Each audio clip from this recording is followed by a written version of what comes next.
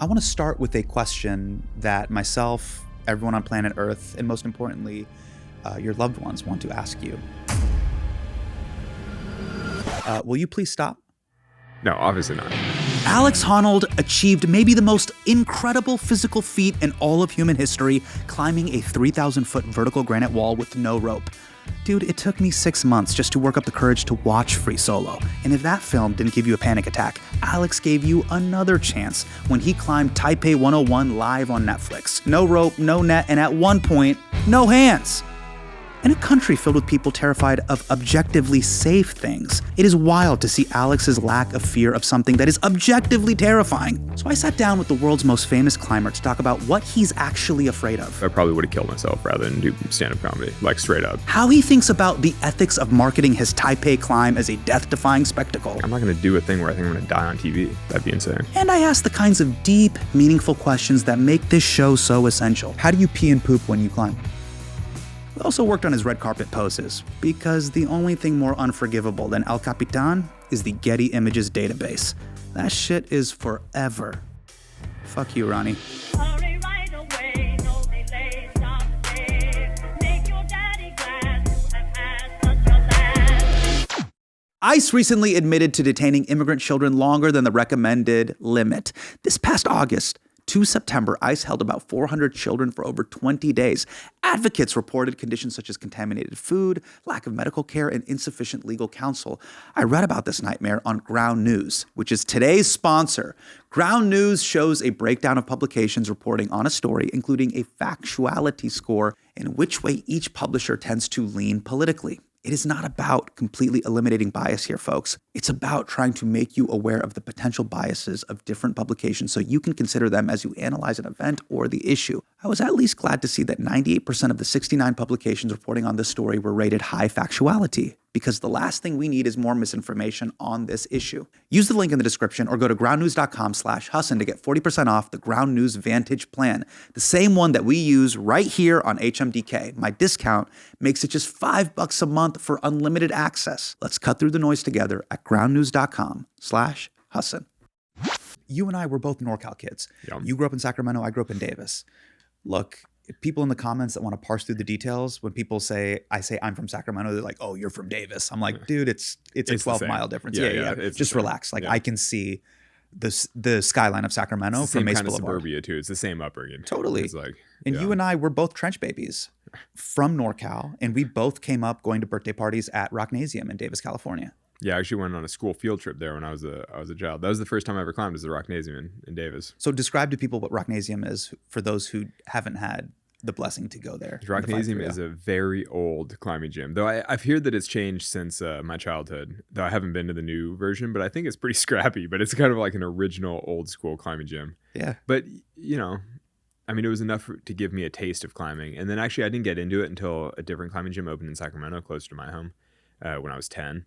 And so then I started going there regularly. But that moment at Rocknasium, did you fall in love? Were you like, I love this? Well, yeah, I always loved climbing. But the thing is, even without the Rocknasium, I loved climbing trees and buildings and, climbing on stuff. I just loved climbing. How did you have that moment at Rocknasium or at the other climbing gym in Sacramento that shall not be named, where you learned to be courageous? But I went to that same climbing gym and I'm a coward. Are you? Or maybe you just didn't love it as much as I did. No, I am. I'm afraid of heights, like the high dive at Manor Pool, the public pool in Davis. Well, super scary. Are you afraid of heights or are you afraid of getting injured? Both. Because, I mean, so most people that say they're afraid of heights aren't really afraid of heights per se. They're afraid of falling and getting hurt, which is totally understandable. Yeah. And, I don't want to get hurt. I'm afraid of falling and getting hurt. It's just that in certain circumstances, I feel very comfortable. I feel confident that I'm not going to fall. And so it's not scary.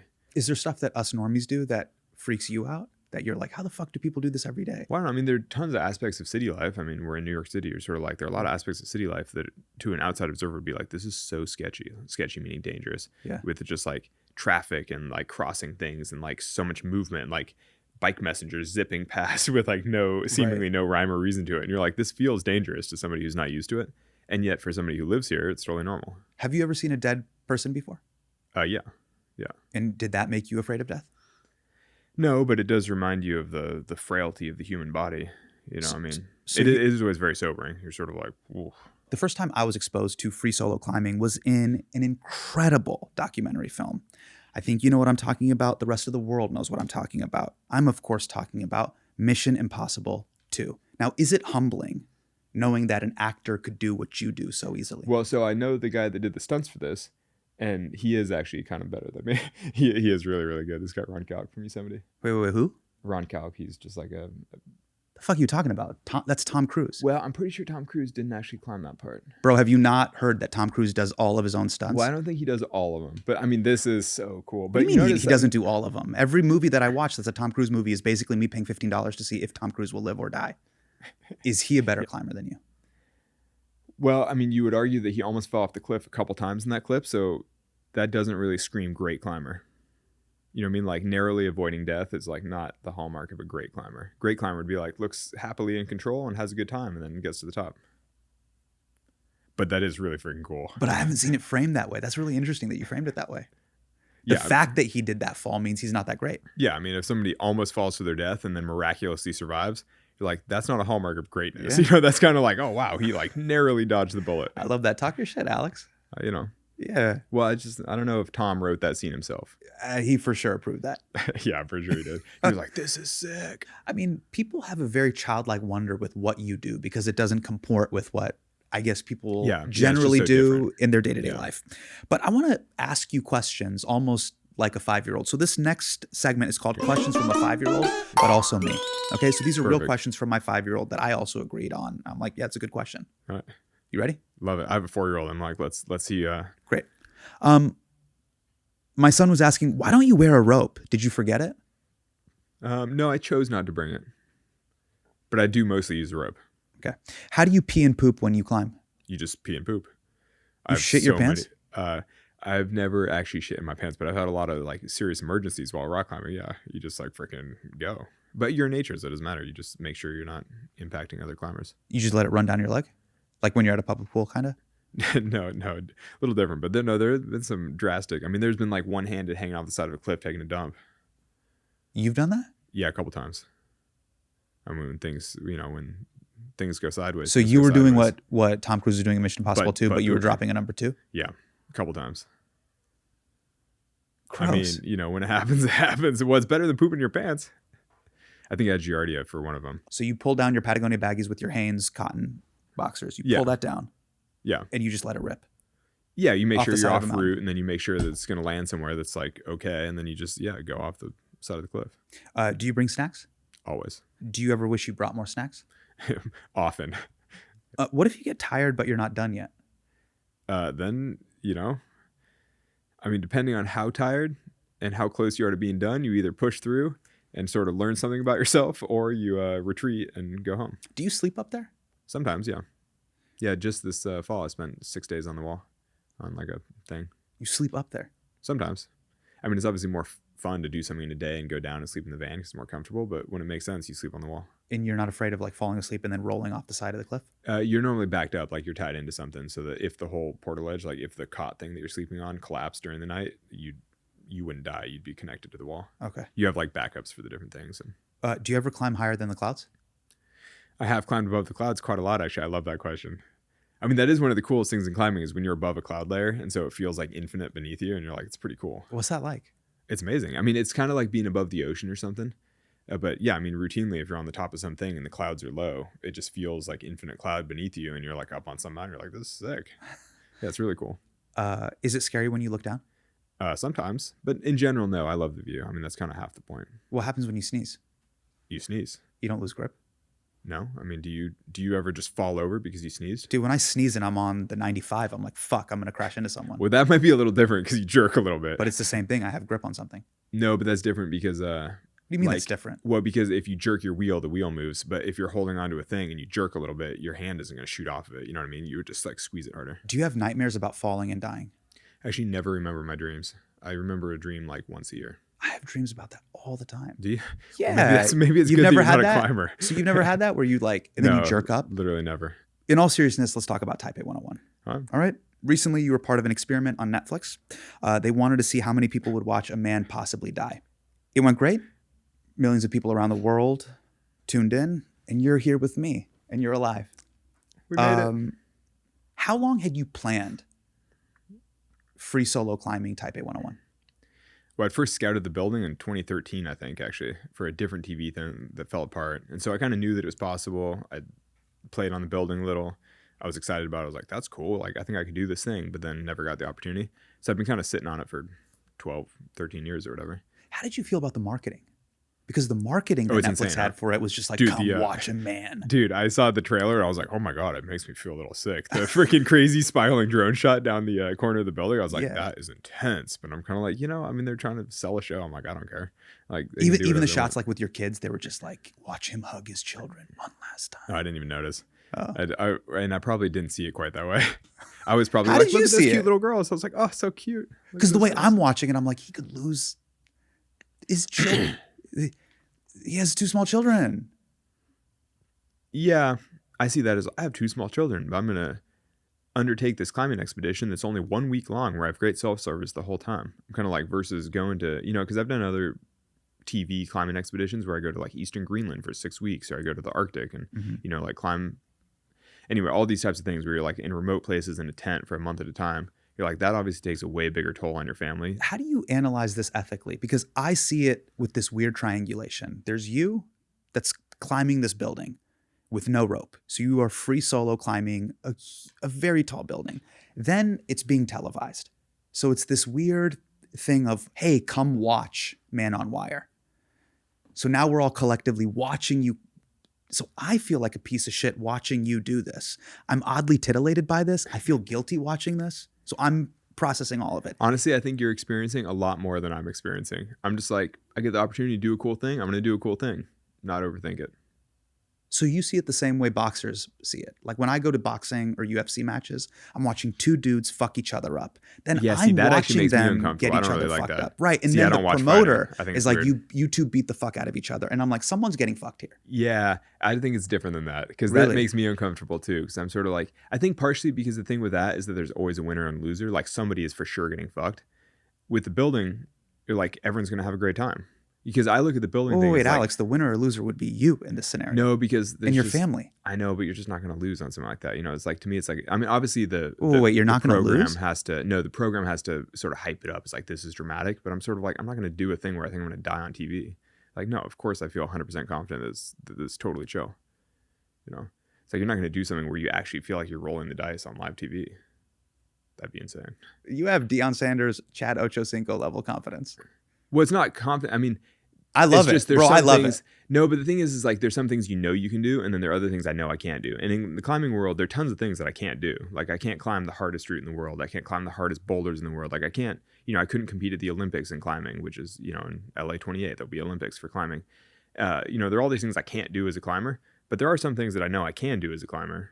And I feel confident doing this. Do you feel like you can beat one of the greatest climbers of all time, Tom Cruise, by scaling the Burj Khalifa that he did in a later Mission Impossible? Well, so yeah, I've also scouted the Burj and I have climbed on the Burj. And what they show in Mission Impossible with him climbing the Burj is like not actually a thing. Like he can't climb it that way. Sadly, it doesn't go. Oh, you mean the way he rappels down? No, so he rappels in. He's like using his suction cups or whatever. He like loses one, and then he starts chimneying between little features. He's doing this like counter pressure, like pushing thing. Yeah. And it like looks cool, and it looks like it would work. Doesn't freaking work. Just to give historical context to this, there's a long tradition of daredevils in America going back over 200 years. We had the tightrope walkers over Niagara Falls in the 1800s. Cool. You've never seen this? I haven't seen that picture, but I mean, I know the idea. Did you ever see this? The wing walkers in the 1920s. Yeah, I've heard of that. That's cool. Incredible. In the 1980s, David Copperfield flew over the Grand Canyon. Did you ever see this? No, I haven't seen this. Dude, this was fucking incredible. This Are you is kidding magical. Me? Yeah, they did a close-up of his face, so you know it's real. I don't totally Look at this. understand how he's doing that, but I like it. What do you mean, how is he? He's doing it. This is in the 80s. They didn't have green screen then. Yeah, that's really cool. I'm not sure if he's doing that, though. What do you mean you're not sure that he's doing it? He did it and they totally broadcast sure. it. Yeah, I'm not sure. What do you think draws people to these types of events? I mean, it's hard to say. I mean, I think, particularly with free, it's hard to say. I mean, I think that what I hope that some people take from it is a reminder that humans can do hard things if they try, or something to that effect. That like something around human potential or capabilities. I mean, the same way that, like, have you ever seen the documentary Hero Dreams of Sushi? Yeah. like with, sushi chef, Japanese dude, Yeah. freaking totally insane. Yeah. You watch the movie and you're like, this is so incredible. Someone's devoted their whole life to doing this thing and he does it so well. Yeah. And so, I mean, I think that, or the film Man on Wire, I mean, he's also a documentary with Philippe Petit, like incredible. Yeah. I mean, I remember watching that and being so inspired. And so I think anytime you watch a film where you see somebody devoting their life to a craft and then basically executing that at a very high level, you're kind of like, oh, it's just so inspiring to be reminded of the potential of human effort. And so I think ideally these films, people see it and they come out of it being like, that's so cool. Like I should try hard at the thing that I care about because, like I'm capable of more. What is it about for you? Well, I just love going rock climbing. I mean, it's really that simple. I mean, basically, yeah. It's not like a celebration of the human spirit. It's not, you're not trying to make it represent something more than what it is. No, I just love going rock climbing. I mean, the thing is, like it's the same as you climbing at Rocknasium in Davis, California? No, I mean, obviously it's more exciting than climbing at the climbing gym. But it's not that far removed, in the same way that we'll have this chat and then I'm going to go to the climbing gym because like I'm in a city and I want to go climbing. So I'm going to go climb. Right. But if I had the opportunity to go climb the Empire State Building this afternoon or something like that, I probably would because I'd be like, that would be way cooler than going to the climbing gym today. But though the Empire State Building doesn't go, actually, there's no way to climb it. Why isn't there a way to climb the Empire State Building? You just can't. Like the brick's too small. Like humans can't do that. Okay. It was climbed a long time ago. So this guy, Alain Robert, the French Spider-Man, the guy's sold tons of buildings around the world. But so Alain Robert sold the Empire State Building back in the day. Did they broadcast it? No. He most of the things he's done, he did illegally, just as like a sort of performance artist, just doing his thing. Just for the love of the game. Yeah, but so then he generally gets arrested, and that's kind of the thing that I've always been unwilling to do. Is I'm like, yeah, it'd be amazing to climb these buildings, but it's like it's not really worth doing jail time. There's a famous quote by George Mallory, who died climbing Mount Everest in 1924. Have you ever seen this quote? Yeah, because it's there. Yeah, because it's there. Someone asked him why he was doing it, and he said, quote, because it's there. Yeah, though I think that sounds incredibly flippant, and I've read that in context it's at the end of like a long media thing, and he's basically just like kind of over it and just gives a throwaway answer. Like I don't know. Oh, he was sick of it. He was sick of talking to the I think he was just kind of like, and we're done, and like walking off. Because to me, I was like, that's the laziest excuse ever. Because I did that too when my mom would leave me at home and I would eat like a bag of Halloween candy before Halloween. And she's like, why would you do that? And I'm like, because it's there. Yeah. Like it's in the drawer. What am I going to do? Not eat it? Yeah. No, I think, but obviously that answer does kind of speak to the, it's like if it's an obvious challenge and you feel capable, it's like you go do the thing. What's the scariest thing for you right now? The scariest, like... Yeah, what makes you afraid? Oh, that my 2-year-old to get out of the crib one more time and not go to bed. No, I don't know. I mean, just like... Snakes? No, I don't... Spiders? No. Ghosts? I used to be afraid of some of that stuff, and then just through enough climbing expeditions, now I'm kind of like, What's the scariest movie you've ever seen? Scariest movie? Scariest movie you've ever seen? I don't know. I don't really like scary movies. I don't watch scary movies. Did you ever see The Exorcist? No. Don't watch it. Have you ever skydived? No. So I did my AFF, like this like your certification for skydiving. Because Yeah. I thought I might learn how to base jump, which is like when you jump off cliffs and things with the parachute. Right. Because it kind of makes sense that if you're climbing mountains and free soloing and all that, like it makes sense to learn how to use a parachute and learn how to fly down and all that kind of stuff. Yeah. But I basically learned just enough to realize that it wasn't for me. I was kind of like, I hated the small planes. I hated the jumping out. I found it all pretty scary. And I also get kind of motion sick in the planes, and everything about the experience was just like not for me. And then I also realized how much I would have to learn to get good at it enough for it to actually be helpful at all. Because you actually have to be quite good at parachuting before you feel safe doing it. Why don't you wear a parachute when you... Well, this is exactly what I'm saying, is that it takes a tremendous amount of effort to get good enough at it. So like with Taipei 101, let's say, well, on the building, for most of the building, if you fall off, you're just going to hit something before a parachute would do anything. It's not like, for a parachute to work, you have to be falling into clean, free space. So ideally, you'd be on an overhanging wall so that you're falling away from the wall. Right. And there aren't that many natural walls like that in the world. There are some. There are some big cliffs and things where you could get enough separation. Yeah. But in general, on most natural mountains and things, if you fall, you're going to tumble down the mountainside, not fall cleanly into the air. This is some relationship advice for those of us that are in relationships. How do you explain to your partner, we all want to be seen by our partner, but we also want to be understood and supported. How do you explain to your partner, hey, babe, I got to pursue this. I may die, but please support me. I mean, I don't know. Is that dissimilar than, there are plenty of other professions where people run real risk. No, there's real professions where people die, but they die internally. You understand what I'm saying? They work at KPMG. They work at Deloitte. They work at Accenture. They work with Microsoft Excel macros. They're dying in here slowly, but it's a slow death. But there are also professions where people really do take real risks, like things, public service, firefighters, sure. police, like, I mean, even the military type things. I mean, and those are all considered totally normal mainstream professions. Yeah. And, and we celebrate those people sort of rightly as heroes because they're serving the public good. Yeah. But they are risking their life. I'm kind of like, well, I mean, isn't it basically the same conversation? You're like, I'm doing a thing that I love to do. I'm providing for the family. I'm, doing all this, and I'm doing it as carefully as I can. I'm going to list out a series of things that people consider scary. You give me how scary they are from a scale of 0 to 10. Okay. 10 being very scary. 10 is super scary. Okay. You're having a birthday party for your child. There are 30 kids coming. You will be the only adult person. Like an 8. Or like at least a solid 6. I mean, that'd be terrible. Nuclear war. I mean, like a 7 or something. I don't know. 7? Like You're telling me nuclear war is lower than a kid's birthday party in your mind? Well, the thing is, the kid's birthday party would immediately be like the next hour or two is going to be like hell. Nuclear war, depending on who gets nuked, like might not actually affect my day-to-day life. I mean, is that weird? Would you be scared? Yeah, I'd be pretty horrified. Yeah. I mean, well, that's the thing, is that horrified is different than scared. And so I would say very concerned about the humanitarian, not the moral, the ethical, like all these kinds of things. Like, not to say that I'm unconcerned about it. I'm just saying that I wouldn't feel fear. And I think that's an important distinction, because I think that a lot of people wrap many things into fear. Like, oh, I'm afraid. And I'm like, well, no, you're uncomfortable with this or that, or, you're concerned about these other things. But it's not necessarily like deep physical fear. What is deep physical fear? What do you mean by that?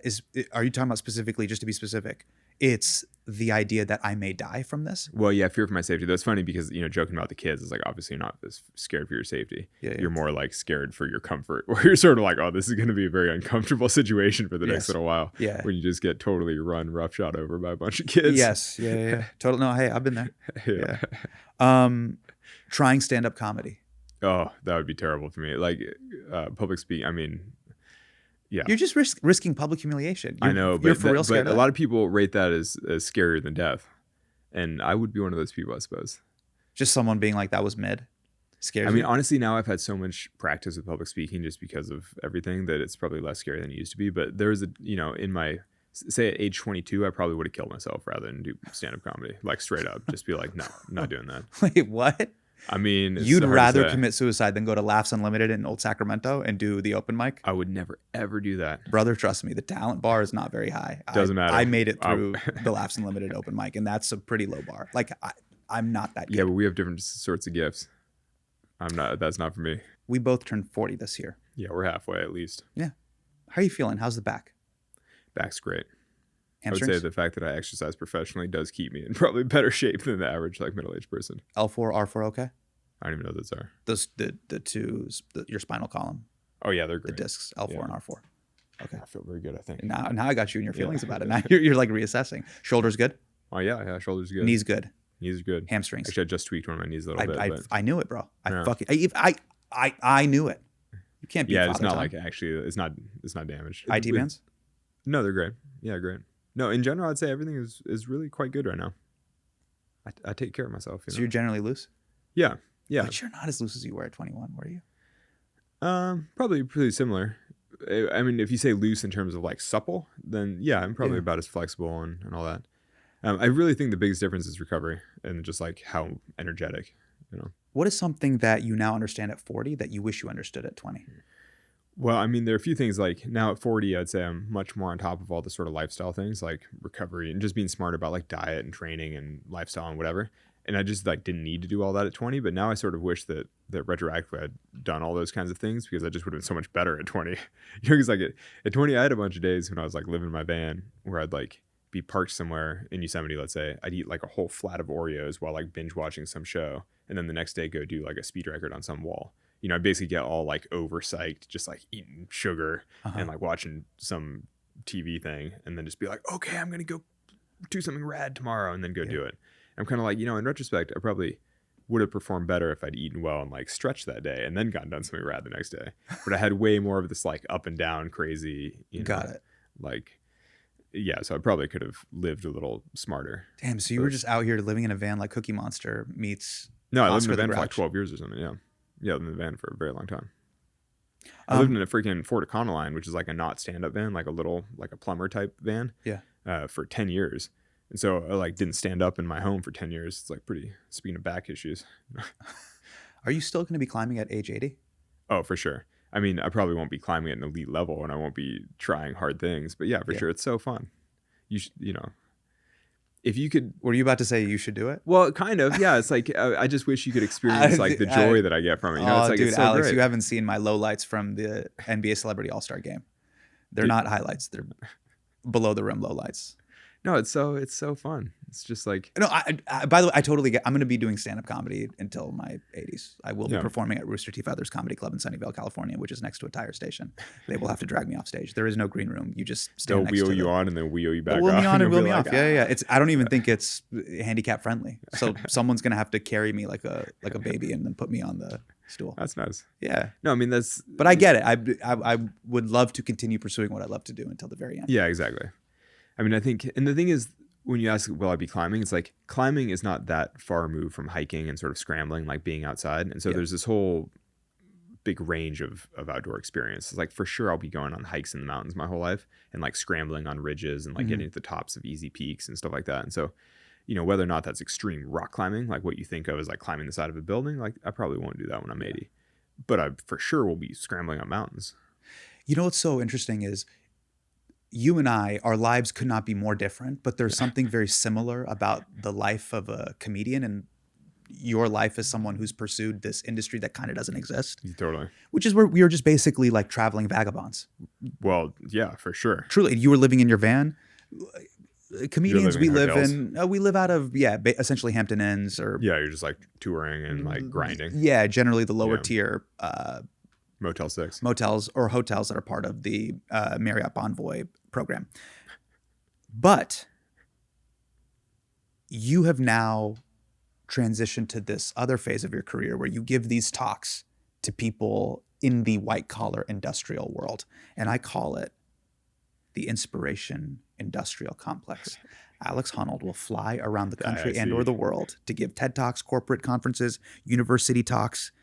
You do the circuit. People want to be inspired. You have I don't a think 60 I do minutes. university. Smart people don't want to hear from Smart me. people don't want to hear from No, what you have to say. no. But like tech bros really want to hear from Yes. me. Finance bros love that. They fucking love it. Do you ever feel scared or guilty that by giving this speech in front of a bunch of dudes in Patagonia fleeces, that they may try to climb Half Dome and fall to their death? I mean, honestly, if half of Goldman Sachs goes out on an ill-fated climbing expedition, is that so bad? Oh my God. No, I'm kidding. Bars. Alex Honnold, aka Luigi 2.0. So real answer about like sort of copycatty stuff, because people do ask me this all the time with the film Free Solo, like, but don't you worry that kids are going to do this? And I'm like, no, basically I don't, because climbing, it's really self-limiting. It's like, it's with the kind of thing you can watch a film and be like, that's cool, I'm going to go try that. But if you haven't devoted your whole life to learning how to rock climb, learn how to free solo, you can't just go do that, you know? The barrier of entry is too high. Is what you're saying. Well, and like, so even if you get off the ground, you have to choose to make the next move and choose to make the move after that. And then, pretty soon you're 8 feet off the ground. And every time you make a move, you have to look down at your feet, because moving your feet is, half the thing for climbing. Right. And each time you look down, you're like, oh, I'm starting to feel kind of high. And if you're not really into it, you can't really climb that high. It's like, you have to know what you're doing. When you finish those big kind of longer TED Talks, what are you telling them to do? Oh, I don't really tell people to do anything. Actually, I mean, that's what do you think they're looking for? Well, I think most people are looking for like a kick in the butt to go do what they want to do. Well, at least this is what I found with the Free Solo tour. So like everybody watches the film Free Solo and they come out of it. And I found this with doing events with audiences afterward, like people would always come up and they're like chit chat. And I found that nobody comes out of it saying like, I want to go free soloing or like, I want to go climbing. They come out of being like, I'm going to sign up for that half marathon that I've been putting off because it seemed like too daunting or whatever. Or like, I'm going to finally plant my garden that I've been putting off, or, like all these like random kind of life things. Got it. And I was always like, that's so cool, because, and I've taken that attitude into my corporate speaking now. Like whenever I have to give a talk, instead of trying to like tell people to do a thing, I just lay out like, here are the things that I'm passionate about. Here's the way I've done them. Like, this is my story. And then people can kind of cherry pick the nuggets that they want and use that however is useful for them. I spend my time here in New York. My office is here. I do stand-up comedy. This is the mecca of stand-up comedy. So this is my home. This is where I live. This is where I have become the person that I am. But you love nature. What am I missing out on by being in this city Oh my gosh, versus being surrounded by trees and nature? everything. I come to New York like a couple times a year, obviously for work things, and it is amazing. I mean, New York is so dynamic, and Yeah. there's a lot that I'm impressed by with New York. But I'm like, oh my god, compared to just open nature, Yeah. it's insane.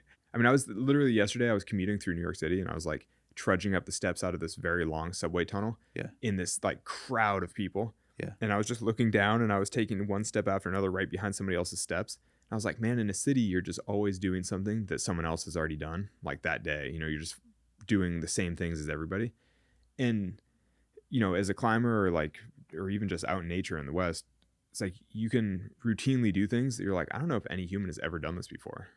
You know, and it's like, and not that everybody needs that or wants that, but it is like kind of exciting and kind of fun. We're like, oh, this feels new and fresh and different. Meaning just you taking those footsteps, and those Yeah. footsteps have never been Yeah, like it's traveled not or traversed before. it's not uncommon for me to climb something even just near my home where I'm sort of like, I bet no one has ever been here before. And not so much like the summits, because other people go to all the same summits, but you can like Yeah. climb certain routes and like traverse between them and like just do little variations, like do new things where you're like, oh, like nobody's really done this. Because you love nature so much, how do you feel about climate change? Because for me and a lot of people, it's tough to keep on top of. We understand it intellectually, but we don't feel it in our day-to-day life as much. But you're out there. Yeah, no, I mean, that's the thing, as a professional climber, you're like outdoors all the time. I mean, you do notice, yeah, I mean, talking about environmental issues and like changing climates, like, yeah, it's like a whole, I mean, when you go on expeditions to the polar regions, I mean, you see things changing so quickly. You see, you know, I mean, even going on climbing trips in the Alps, like in Europe, you see Yeah. glaciers retreating so quickly, and you're like, oh, it's crazy, like the scope and the scale of change. I mean, I did a climbing expedition to Alaska 2 summers ago, I guess. Yeah. There was a show for Disney Plus, or like National Geographic program, where we like climbed this thing called the Devil's Thumb. Anyway, we got up there and we had photos. Like, not that many people climb that particular mountain. It's kind of in the middle of nowhere. And when we got there, we had photos of the wall from like 2014 or something. That doesn't feel like that long ago. And yet, in the 10 years that had passed since, you know, people had done this particular thing, the glaciers receded so much that it totally changed the way that you approach the mountain and totally changed the way that you get to the climb. Basically, it just totally changed the whole nature of the mountain. Yeah. And you're kind of like, and these are areas that feel timeless. You know what I mean? Like when you're looking at these, you know, 4,000 foot granite faces that are like covered in giant glaciers in the remote Alaskan wilderness, like it feels like beyond time and space. Like it, Right. you know, it feels infinite. Yeah. And then you're like, wow, it's changed so much in 1 decade that it's like unrecognizable from photos. But how do you get people to care about a place they'll never go? Well, I mean, yeah, I mean, that's kind of the question. I think that's why the U.S. in particular has been so slow to respond to any kind of climate action, like to actually do any kind of environmental things, because I think so many people live in cities and it's just like hard to break through like what they care about. I mean, you know, I mean, one way is helping people understand the direct connection between what happens in these remote places and, you know, the air that they breathe, and sort of like ocean health and how that relates to the oxygen that we're breathing every day. And, you know, basically it's like the global climate, how that relates to, you know, we're all part of the same ecosystem. We're all on the same boat together here. You know, like planet Earth is just like one living system. Right. It's like helping people understand that, you know, I hope would get them to care more about nature. But You're someone who is definitely deeply entrenched in the natural world. I mean, you couldn't argue there's anybody probably more. You are so in nature. But then there's also these billionaires that are super obsessed with space and traveling to Mars. What do you think about those people that are obsessed with this idea of escaping and climbing out of our immediate atmosphere and going to a new planet? The same way you scale buildings and go to these places beyond what normal people have gone to. How do you feel about these billionaires scaling and climbing out of our immediate out of our orbit, Orbit. Like escaping Earth. escaping Earth and going to Mars? I mean, I'm a little bit of two minds, because part of me, you know, sees it as a bit of a waste of resources and a bit of, you know, I just think that there's so many issues that we could face on Earth, you know, to have a tremendously positive environmental impact, human impact, like basically help people in need. Like, you know, they basically seem like there may be more useful places for the resources to go. Yeah. On the other hand, I mean, I love exploration. I think there's real value in space exploration, because I do think that eventually humans will be traveling throughout the solar system, or, you know, the rest of the universe, hopefully. I mean, who knows? And so, you know, I like the aspirational call of the frontier, you know, like to go into new places and doing new things. And I think that, that pursuing that leads to a lot of technological benefit on Earth. You know, it's like, obviously I use GPS all the time, and I'm sort of like, those are sorts of things that are enabled by satellites and by space travel. And so I'm not like opposed to it, but I do think that people should balance that against like, what can you do for humans on Earth right now? Kind of like, I don't know, there are a lot of issues at home. Yeah. And it's funny because anywhere else we go to in the solar system is worse than Earth. You know, so you're kind of like it makes sense to try to go to other places. Like, it makes sense to explore, but you know, it's going to be way, way worse than here. So you're kind of like, why not focus on exploring what we have here? Sure. Like, do you know how bad the public schools are going to be on Mars? Like, exactly. Playground's going to be pretty rough. Yeah. Why don't we fix the like playgrounds even the here? most barren and desolate parts of the Earth, or the deepest parts of the ocean, or like anything, they're still teeming with life, and the rest of space, you know, to our knowledge so far, is not. And you're kind of like, well, I mean, Earth is pretty great. Yeah, totally. And I've done stand-up comedy in South Dakota, and I'm like, this place sucks. But it's better than Mars. That's the crazy part. Yeah. Speaking of trying to help humanity, you have founded the Honnold Foundation. Now, some foundations are sketchy, and they can oftentimes be. This one is not. Yeah, this one is not sketchy. Now, by sketchy, again, my definition is billionaire tax avoidance schemes. But yours seems legit. Tell me about it. Yeah, so the Honnold Foundation supports solar projects around the world, community-led solar. I mean, I started, I guess, in 2012, and I mean, I think we've given over 10 million to date to community solar around the world. So, I mean, basically because I felt like solar was the best way to have both the human and environmental impact, basically to like help human communities in a way that's good for the planet. So you basically start each year from scratch. You raise this money, and then you just give it all away? Yeah. There's no endowment or anything, so we just raise as much as we can every year, and we give it all away as quickly as we can. I mean, I give I've been giving about a third of my income to the Honnold Foundation every year since 2012, and for the most part, that's pretty much scaled to cover the staffing and everything. I mean, because now there's full-time staff, and we evaluate grants. We take in open call for grant applications from around the world, so we get all the best ideas for community solar from all over the world, and then we fund the ones that we can. And so basically, what I give to the foundation covers the cost of the foundation, and then anything that we fundraise, it just goes straight to projects. $13 million have been invested over the past 10 years in solar projects in over 30 countries. Oh, wow. Okay. Yeah, I said over 10. I was like, oh, we're at 13. I guess that's because last year we gave 3. What other kind of projects are you involved in the Honnold Foundation? It's just solar, though. Sometimes, I mean, the thing is, solar is such a broad and sort of scalable technology. It's like some places that means light for the first time, you know, like rural communities. I mean, there's something like 800 million people on Earth without access to power. Yeah. And so just having electricity for the first time can be, game changing. Like being able to charge a mobile phone, being able to light your house after dark. Like those are all incredible. Sometimes though, it has to do with like, say, pumping water or refrigerating, food processing, refrigerating medications, like healthcare types of applications. And then there's some more interesting applications, like we did this like solar powered boat in the Amazon thing, which like we really like to support projects that have sort of secondary and tertiary benefits where you're kind of like, oh, it does this thing, but that also helps all these other ways. And so like solar powered boats in the Amazon are an interesting example because, you're allowing people to transport themselves and their goods more cheaply on the river. They're not having to ship diesel or gasoline around, which is super expensive when you go like way upriver in the Amazon. Though when you keep the cost of river transit low, then it keeps people from having to cut roads. And when you cut roads, that's the sort of avenue for illegal mining and deforestation, like illegal timber extraction. And so basically, if you keep the river as this primary mode of transit, then you can prevent the cutting of roads, which leads to all these other terrible things. So I don't know, it has a lot to do with sort of indigenous sovereignty and protecting the forest. And I keep reading that we're living through a solar boom right now. Oh yeah, it's insane. But how has the solar boom plugged into your work? I mean, we just benefit from the falling cost of solar components, solar modules, like all of it. It just means that the money that we raise goes further, has a bigger impact on communities. But we're completely technology agnostic. Like basically we're just looking to do the most good that we can for communities and for the environment. And so we're just using consumer goods, like whatever you can buy on the normal market, typically in whatever market we're serving, so it's like if we're supporting some community in say rural South America, it's like whatever they can source there, the cheapest, that's still reliable. And basically as the costs have fallen, I mean, costs of solar have fallen like more than 90% in the last 10 years or something. It's crazy. Economies of scale. And I mean, there's so much solar being deployed around the world. Why hasn't it caught on as a widespread use of power here in the United States of America? Dude, policy. I mean, look at politics basically is part of it. But the thing is, I mean, the most installed capacity over the last several years has been renewables. I mean, solar and wind. So even though it might not be catching on as quickly as it is in other parts of the world, I mean, basically the power that we are currently building is mostly renewable. It's just not as fast. So I mean, you're pretty excited about the future. I'm shocked that I still have to pay a PG&E bill. I'm like, why is this not all just solar? Well, I mean, just put solar on your home, and I mean, yeah, our house is all electric, and we have solar, and we basically pay $20 a month. It's like the base flat fee for connection to the grid. Right. You're kind of like, oh, and then I drive electric, and you're kind of like, it's nice to just opt out of the whole system to some extent. I'm like, oh, I pay $20 a month, and it's pretty chill. Yeah. You are hosting season 6 of the Planet Visionaries podcast in partnership with Rolex Perpetual Planet Initiative. First of all, congrats on the Rolex sponsorship. Thanks. It's a very interesting corporate sponsor. Yeah.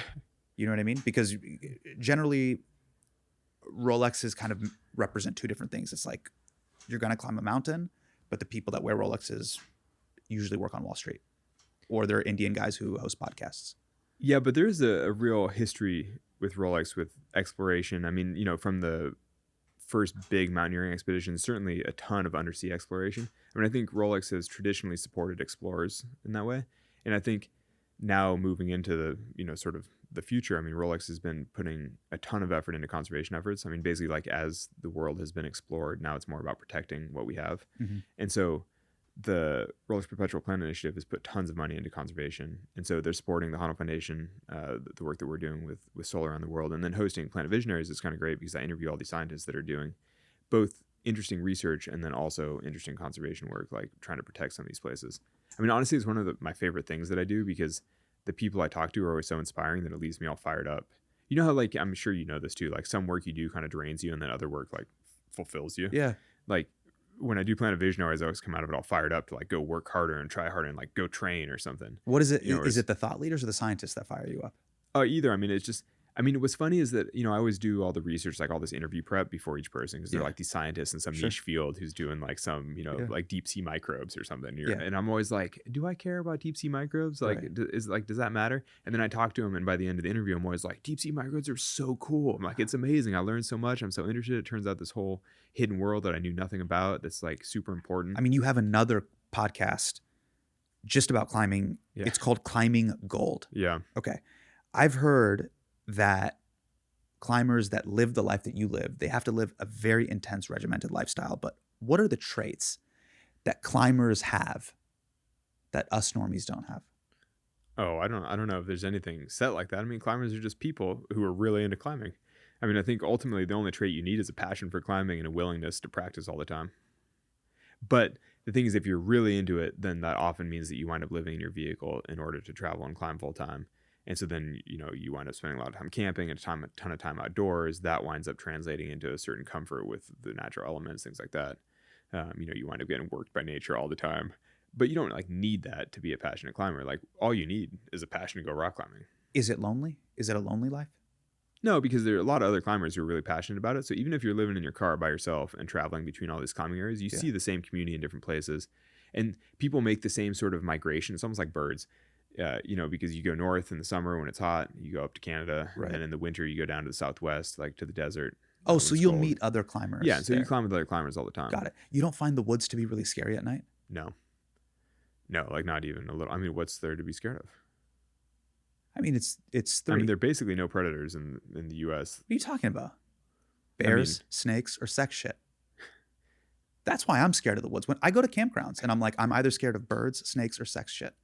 No, they're basically, you know, depending where you are, they're grizzly bears, but not really. Like, bears are not a huge thing to be worried about. Snakes also, I mean, nobody really dies from snake bites. But you're not afraid of like the real sketchy stuff that goes on? Yeah, the weird stuff. The real sketchy, and that's what I meant by sex shit. But so that's the type of weird stuff that actually I do worry more about when you're living in a car and you're like parking on the edge of town and stuff like that. But you worry about that more in cities than you do in deep nature. I mean, when I was traveling for road gigs, this is where I'm saying we have a weird Venn diagram overlap. Remember there's this thing called Kona with the K? Yeah, man. Dude, I have, with the K. Yeah. Dude, I have slept at a Kona campground or two. Yeah. And that's sketchy. Yeah, I don't do that. I park more in like nature, because I wouldn't consider that like nature, because that's like some kind of weird curated thing where there are like people in RVs next to you and you're kind of like, I don't know what they're doing and why they're there. But no, the thing is, when I'm parked in the middle of nowhere, like way out down some logging road, you know, people always like worry like, who are you gonna find out here? But the Yeah. thing is that those people are just as worried about you because they see some van parked on the side of the road and they're like, who's that guy? And you're like, well, I'm just out here rock climbing. Like, what are you doing out here? I mean, I would disagree. There's way few serial killers in Times Square than there are just in the middle of the woods. I don't know if that's true. I'm just saying there are a lot of people in New York. Odds are that some of them are way sketchier than like the one dude that you meet out in the woods. I mean, a lot of people out in the woods are sort of characters, you know, like they're out in the woods for a reason. And you're like, oh, they're really into looking for a certain type of mushroom. How do you make small talk there? Well, you're just always friendly. And you're like, hey, you know, no. You say, hey, what are you doing here? And they go, what are you doing here? No, you're just kind of like, oh, hey. And then you hope that they don't engage and you just each go your own way. Uh-huh. But if you chit chat, you chit chat. I don't know. So I had this experience on this expedition in Guyana, so like northern South America. And so it's sort of like the upper part of the Amazon. Let's say it's like rainforest. Yeah. And we went to go climb these giant walls. But so the indigenous people there, we basically like take these boats up this river to the middle of nowhere. Yeah. A bunch of dudes from this like indigenous village like take us hiking up into the thing to help carry our stuff and like get us to the wall. Yeah. Anyway, these guys are literally just like in shorts with a machete, just like walking through the jungle. And anywhere we stop, they just like machete some things. They basically erect the structure. They put up a tarp. They just sleep. It's all super chill. Yeah. They carry like nothing with them. They just live off the jungle. It's all easy living for them. And I remember, you know, after spending a couple weeks with these guys, like going back and forth to like climb this big wall and come back, it was like, this makes a complete mockery out of like survival TV shows and all that kind of stuff where people are like, how long can you live in the wild? And you're like, these guys literally just live in the jungle their whole life. Right. You know, they're born here, they die here, they just live here. Like if it's raining, They receive still medical just, treatment like, here. It's all here. They literally do everything with their Yeah. machete and they just like make fires, they cook their food, they have a good time. And they're like singing, they're laughing. Like we'd get to a campsite and like 6 or 8 guys would just disperse, like walking out with their machetes, and they would basically like come back together and all of a sudden a village would be created. And it would take them like 30 minutes. And you'd be like, I don't know how they're doing this, but it's incredible. And it just made this total mockery of like survivalism, all that kind of stuff. Anyway, I say that because I'm like, do you think those guys are afraid of being in nature? You know, like, are they afraid of the forest? You're like, no, they live in the forest. Yeah. And I'm like, anywhere you go on Earth, human populations live in those areas. You know what I mean? Like deserts, forests, like any of those things. Like humans have traditionally lived in any area of the Earth. I'm kind of like, you know, they're not afraid. Like, why should we be afraid? Right. Like, these You're are right. just They places figured it that we out. all live. Who am I to Yeah. be spooked by this? Yeah. And so that's kind of the thing. And so when people are like, oh, I'm afraid of the ocean, I'm afraid of the forest, I'm afraid of whatever, I'm kind of like, you just need to go do more stuff. Like, you know, just get out and do the thing, because it's like there's nothing really to be afraid of in all these places. I think watching you climb is watching you in your most natural form. I've seen you in your unnatural form. Is that sitting and chatting with you? No, it's generally when you're on the red carpet. Let's take a look. Oh, wow. So I don't know what's happening here, but this is you covering your events at various Nat Geo, Toronto Film I think Festival. that one I might be wearing the same shirt and pants. Yeah. I still have my same costume. We got to work on your red carpet game. Well, I don't know if we do, because I don't think I'm going to be spending a lot of time on a red carpet. I could teach you how to do it. I don't really want to. But what do you think I should do differently? I was just a saying, little more cool. Yeah, we could. I have a psych. I can show you. Yeah. Yeah, I'll show you. You probably have like 2 or 3 different poses. Tyler can shoot us. Are we going to do some posing? Yeah. Let's get it. Popping bottles nightly, yeah, we're dancing slightly. This bass has got me feisty.